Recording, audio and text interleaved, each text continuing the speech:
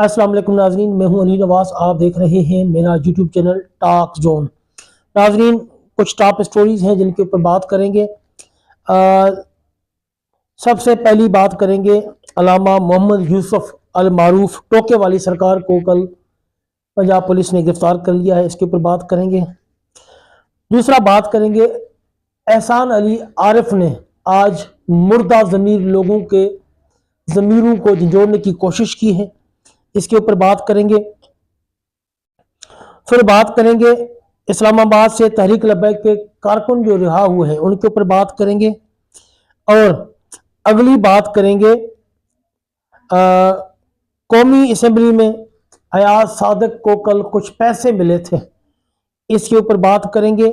और PS9 शिकारपुर सिंध में election हो रहा है, ज़िमनी इलेक्शन, उसमें तहरीक लब्बैक पाकिस्तान का एक जो कारकुन है वो भी इलेक्शन लड़ रहा है।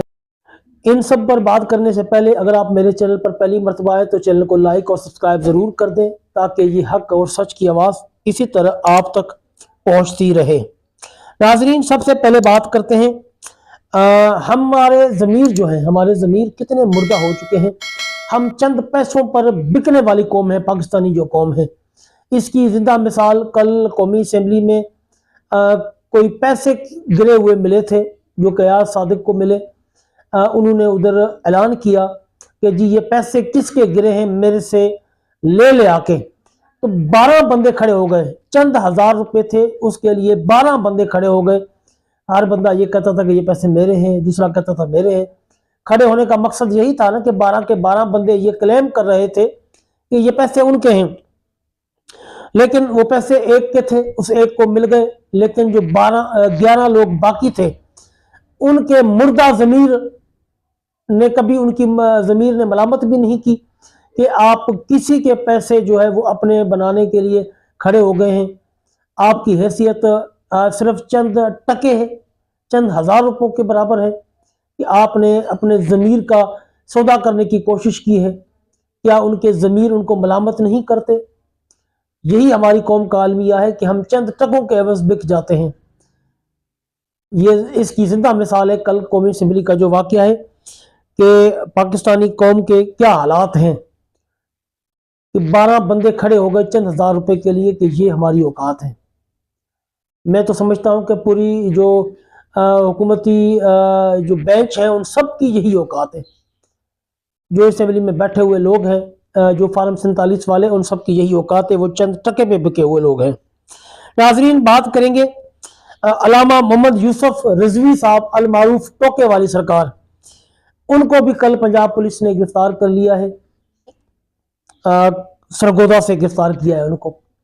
यानी कि कोई बंदा जो TLP के साथ मुंसलिक है, या कोई नारा लगाता है TLP का, या झंडा लगाता है TLP का, या TLP की कोई बात करता है, उन तमाम लोगों को पंजाब पुलिस गिरफ्तार करती जा रही है और जेलें भर दी हैं पंजाब की।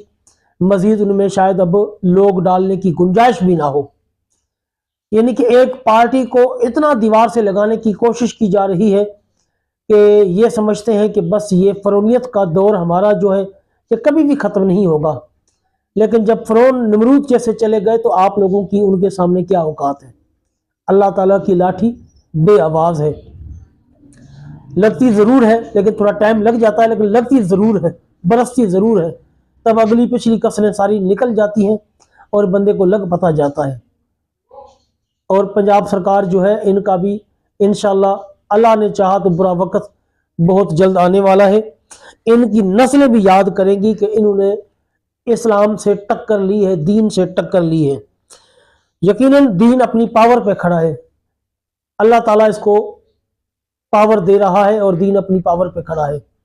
अगर दीन को ख़त्म करना किसी के बस में होता तो बड़े बड़े काफर और यजीद लोग आए थे, वो भी दीन को ख़त्म नहीं कर सके, तो मुस्लिम लीग नून या पंजाब गवर्नमेंट की क्या औकात है। जो दीन को ख़त्म करने आए थे वो खुद नेस्त और नाबूद हो गए। अनकरीब आप सब लोग देखेंगे कि पंजाब गवर्नमेंट का और मुस्लिम लीग नून का यही ठिकाना होगा जो इनके पिछलों का रहा है।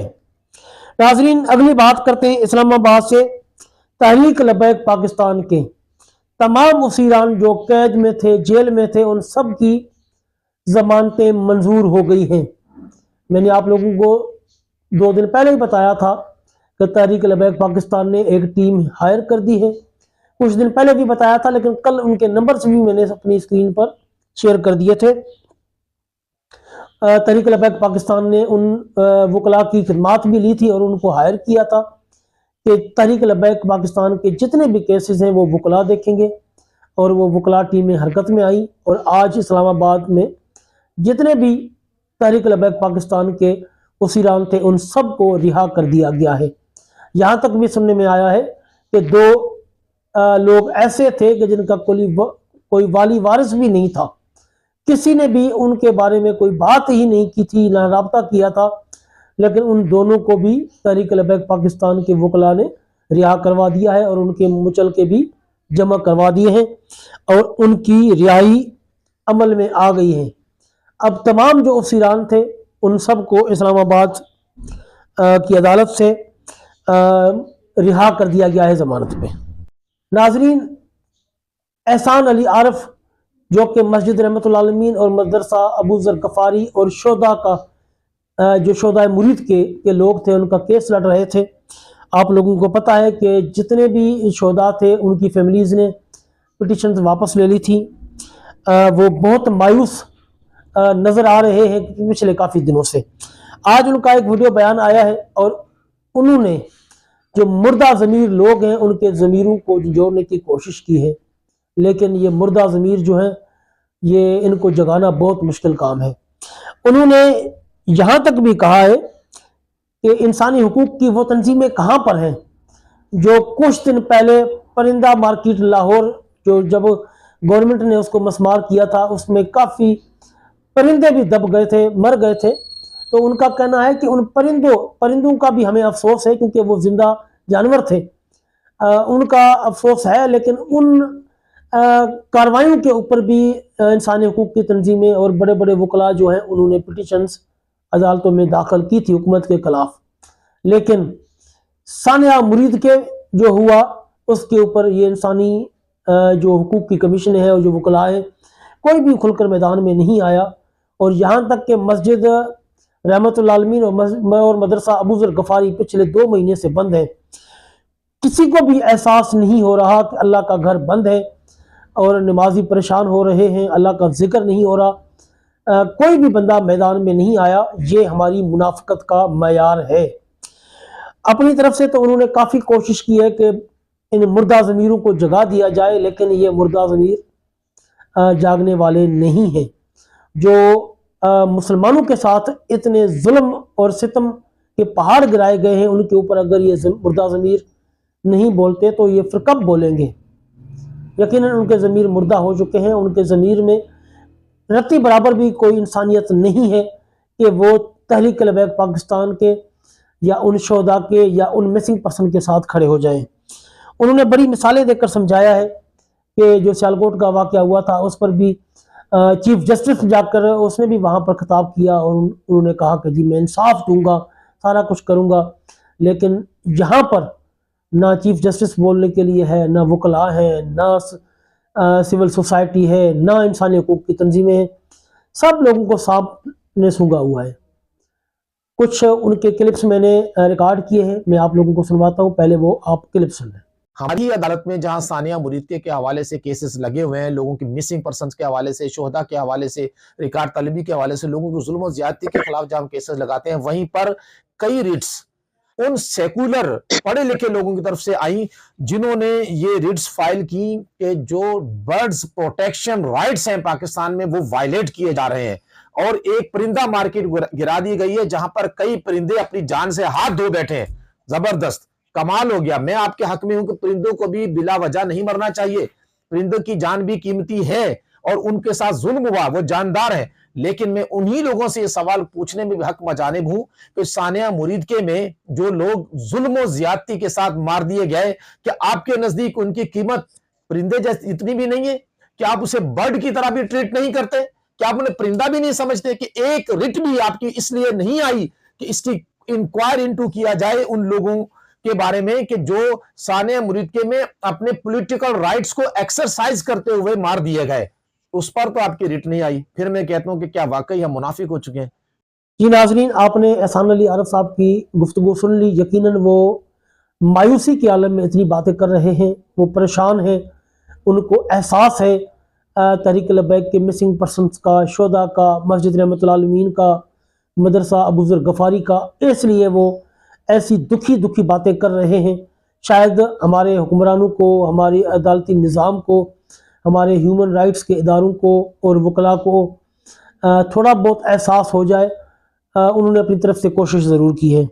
ناظرین، اگلی بات کرتے ہیں. آپ لوگوں کو پتہ ہے کہ ضمنی الیکشن ہو رہا ہے سندھ میں. PS9 شکارپور گڑی یاسین میں، اس میں تحریک لبیک پاکستان کا بھی ایک ممبر ہے، رکن ہے جو کہ الیکشن لڑ رہا ہے، اسرار احمد ابڑو صاحب. تو تمام لوگوں سے یہی ریکویسٹ ہے کہ اگر آپ لوگوں نے مظلوموں کا ساتھ دینا ہے اور مظلوموں کی پارٹی کا ساتھ دینا ہے تو ضرور اس بندے کو، اسرار احمد ابڑو صاحب کو شکارپور PS9 سے کامیاب کروائیں، تاکہ یہ مظلوموں کی آواز سندھ اسمبلی کے اندر اٹھا سکے. جس طرح پہلے قاسم فقری صاحب تھے، ابھی دوسرے ممبر بھی ہیں، وہ بھی آوازیں اٹھا رہے ہیں. قاسم فقری صاحب نے بہت دھماکے دار باتیں کی تھیں اسمبلی میں کچھ عرصہ پہلے. اب تو وہ ممبر نہیں ہے، پہلے تھے جب.